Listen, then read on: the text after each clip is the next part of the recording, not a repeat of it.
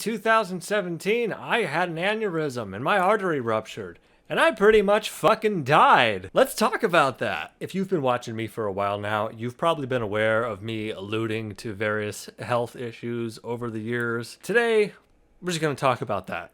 Does that need a content warning? I don't know. I don't care. It's all the warning you're gonna get. Right. So, April 2017, I was working my job as a night stalker, less cool than it sounds, at my local Kroger. Around here in Arizona, we call it Fry's. One day, in the middle of the week, I may have dropped a box of chocolate chips, and it fell on me, and it hurt. So I thought, this is probably just gonna bruise, not a big deal. Oh well, whatever. I was wrong. I was very wrong. So a couple days go by, it's now, Saturday morning around 4 in the morning. I'm working my job, stalking the night. But as the work shift goes on, I keep thinking, oh wow, I feel really sick. I might throw up. Then the assistant manager asks, hey, can you work some overtime today? Yeah, okay, no big deal. I tell him, but if I walk away, I'm throwing up. I feel a little sick. He's like, what, do you want to go home? Nah, I can do this. Those were the last words I ever said to him. For all he knows, I might be dead. That is not a joke either. That is literally the last time we've seen each other. So of course, when we finish the work, I go home and I throw up. Yay! Not a surprise. Okay, I think it's probably food poisoning. Let's see what happens later. And we'll go from there, yeah? So it's about 8 hours later and I throw up again, throw up some more. And I'm like, you know what? I don't think I'm going to be able to work while I'm throwing up this bad. There's bile in this vomit. I bet it's food poisoning. So for the first and only time in my life, I called out of work. I tried to sleep it off a bit more, and then, well, I throw up again. But this time when I threw up, there was something different. This time there was a sharp, acute pain right here, right in the side of my abdomen, and it didn't go away. So a few hours go by, I'm in this pain, and I begin to think, this is getting worse. Something's not right. So I decide I'm going to go to urgent care. At this point, I still think it's food poisoning, but something about it didn't feel right. It made me think, I should probably do something about this. So I drive to urgent care, and what do you know? It's 2 in the morning on Easter Sunday, and the closest urgent care was actually fucking closed. That's great.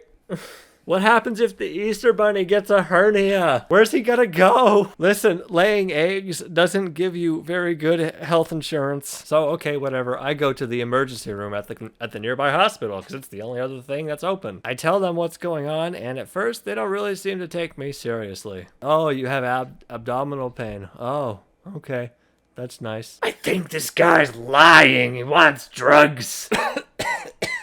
Anyway, after sitting there for a few hours, the pain's only getting worse this whole time, by the way. Finally, I get to have an ultrasound done on my abdomen. Right here on the side, yep. So the ultrasound technicians are not supposed to diagnose you with anything because they're not really doctors. This woman, though, was the first person who was, like, friendly and kind of took me seriously.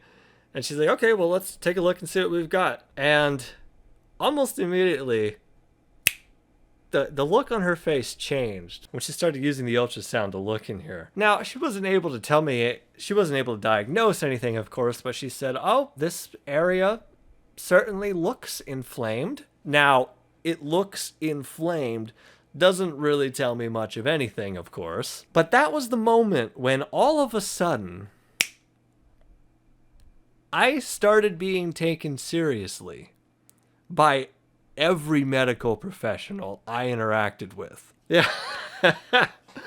Ooh, that's funny. So I leave the ultrasound room and kind of go back to the ER waiting area that they had me sitting in. It's not too long before the ER doctor and a few other people show up. Most of these people are people I've already interacted with. And all of a sudden, their demeanor is very different. And the way they're talking to me has changed. It's no longer simple questions and then they're kind of half-heartedly dismissing some of them. Now they're all super serious. Yeah, that's when I realized, oh, this is probably a big deal. Fast forward a little bit. I get admitted to the hospital. They do a whole bunch of tests on me. I remember one test in particular. I forget the name of it, but I remember the technician running the test. I had to get scanned and then drink a bottle of Ensure and then get scanned again. And and when he gave me the insurer, all of a sudden, the pain in my side just skyrocketed. I have never felt a pain as intense as I did in that moment. And the look on the technician's face, oh man. I think he thought he killed me. Oh, it was great. A little bit of time goes by. One surgeon says, "Oh yeah, you're doing great. You could be dismissed by tomorrow." And then it's like, what the fuck? I don't understand what the hell happened here. And the next surgeon comes in and he's like, "I don't think so." The next surgeon seems to think there's something wrong with my gallbladder, and he'd like to do a laparoscopic procedure and look at it and potentially remove it. Okay, should be simple enough. Should be a simple 30-40 minute procedure. I was under for 6 hours. Yeah. Turns out it wasn't just the gallbladder. I had a lot of internal bleeding. There was an issue there, and they didn't know what was going on. I wake up out of the anesthesia from surgery. I have no idea what the hell happened. They say, "Yeah, you're going to be transferred to another hospital." I go, "What? What?" Like, "Yeah, the ambulance is going to take you." "Okay, bye." And then they leave.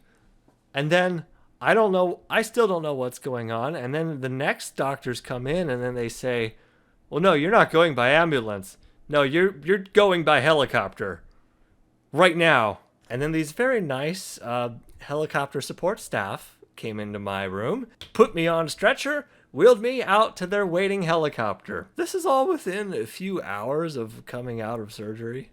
I was right there, picture of the helicopter. You can't see it, but I'm inside it. I remember some of the helicopter crew looking at all the tubes that were coming out of my arms, and they made some comment about, I don't know, they made some comment about the people at this hospital fucking me up or something. And they literally took the tubes out and redid it all right there on the landing pad. What a weird experience. Anyway, I get a helicopter ride to what is now Banner University Hospital, formerly Good Samaritan Hospital. I remember as the helicopter was coming in, I was thinking, that's a very nice looking hospital. I'm really high on fentanyl. They wheel me into this waiting area, and I don't know, things get fuzzy at this point, as if they weren't already. There were doctors and all sorts of other people looking at me and talking to me for a bit, and they said, "Yeah, you're going to be going in for a procedure soon." They made some comments about, I think it was something along the lines of, "Fucking ghetto-ass doctors fucked him up." That's great to hear.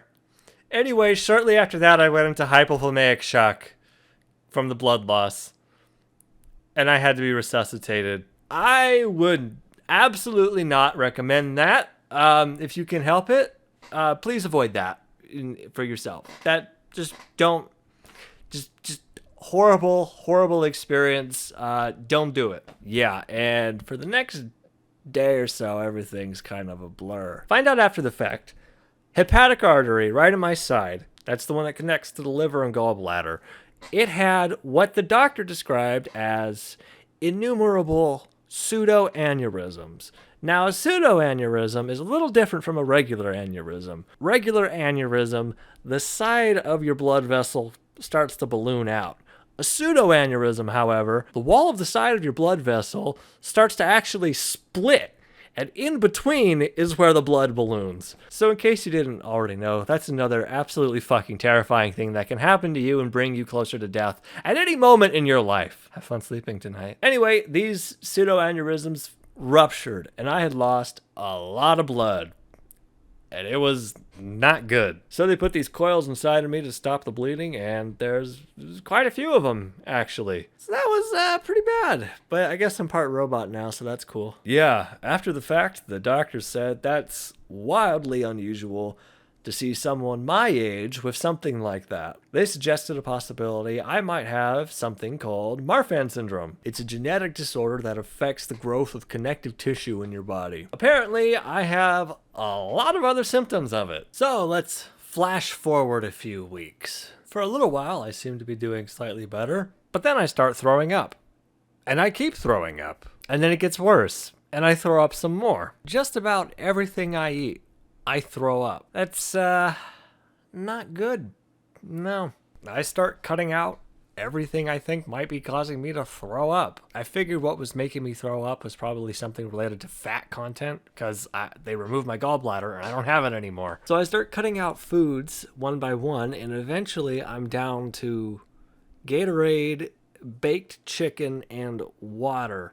And that's all I'm eating. And then I start throwing up that stuff. I go back to the hospital and they say, yeah, it looks like you've got some damage in your intestines. This likely would have happened after the open surgery you had. It looks like you have twisted bowel and a slightly blocked mesentery. After a bunch of scans and tests, they said it looked like my body was already starting to heal around it, and it was determined that a procedure to intervene would likely make things worse.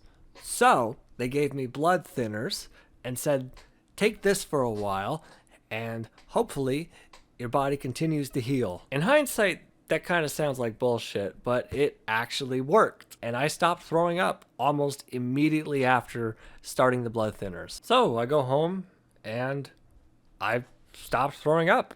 Yeah, that's actually pretty good. I'm pretty happy with that. Although I keep losing weight, and food that I'm eating is now passing through me pretty quickly. And then it got to the point where everything I ate was passing through me within an hour. Now here's a fun little personal detail. This also included water passing through my bowels. That's right, it was coming out the wrong hole. It's kind of shitty. Yeah.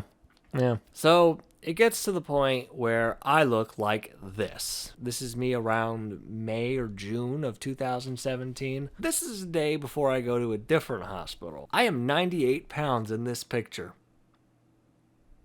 Yeah. I weighed 150 when this started. I don't have any shirtless pictures of before this started, so sorry. Here's me passed out in the hospital bed. Get to the hospital, explain things, and yeah, I'm immediately taken seriously this time. Go figure. So many tests on me.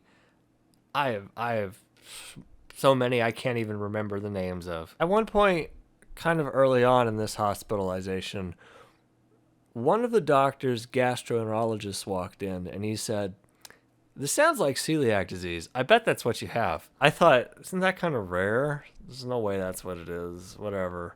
I'm 98 pounds. I have no energy to do anything. I can't even get up and walk to the bathroom. My muscles are so atrophied. It's pretty bad. But lo and behold, 10 days and countless tests later, he was right. Also, as a result of this, I had to be fed intravenously for a few months. Normally, there's a thing that they put in your arm to do it, but they couldn't get it to fit in my arms. Yeah, they were tearing my arms up with needles trying to get it to fit, and it wouldn't fit. That was really painful. So they stuck it in my chest instead, inside my jugular vein. Here's a picture of it. Yeah, that's called a tack line. Basically, you connect that to a pump and it feeds this intravenous fluid into your veins. And that's how I ate for 3 months. But also in this picture, this is me at 150 pounds again. Here's a picture of me the day I got it out. Here's a fun fact. When they yanked that tube out of me, I totally threw up. Not as painful as the rest of this experience, but that was uniquely unpleasant to feel the tube sliding out of my jugular vein. Oh, yeah. And here are some more pictures of me since then. They said it would take 1 to 2 years to make a full recovery from all of that. And, oh yeah, it did. But here I am today, 180 pounds. Never better. Also, the doctors said, yeah, you probably got PTSD and depression, so that's fun. There was also the part where I was having nightmares pretty regularly and difficulty sleeping. Sometimes the doorbell would ring or I'd hear a loud noise or something, and you know that initial jump when you get startled? And that jump feeling would stick around for a few hours at a time. That was pretty bad. Also, a lot of things that would normally bring me some satisfaction, like video games and friends and whatnot, just didn't have anything. So yeah, diagnosed PTSD and depression from that. Thankfully, the pills help with that, as did the counseling. I also had to do physical therapy to literally rebuild my muscles because I had lost them. So yeah, it's kind of given me a new perspective on life, more or less. I would easily say that I care a lot more about what happens in the here and now than I used to before. As fucking corny as it sounds to say, most days I'm pretty fucking happy and thrilled to be alive. I still have issues with some things not bringing satisfaction, but it's manageable. One thing that surprised me a bit is how some other people kind of treat me differently afterwards. Maybe it's in my head, but I really do get a feeling like some people treat me worse. Wow, you watched to the end of that? Okay, thank you. I know it's a lot more serious than what we're used to on this channel. Thanks for sticking around and listening to my story, I guess. If you want to see any of these pictures, check out my Instagram, I suppose. If you've got any other thoughts or questions, just let me know. I'll answer them. I would also like to give a thank you to last month's patron backers. ASU Asian Woman. Ha ha ha ha. I wonder who that could be. Benjamin Kessler. Boris Lowe. Dios. Ian Diaby. Here Comes the Rat. James Paul. Jari Polamo. Lionel. Mellow Cheddar. Suzanne Hendrickson. And Xylorp. Also, follow me on Instagram, you fool.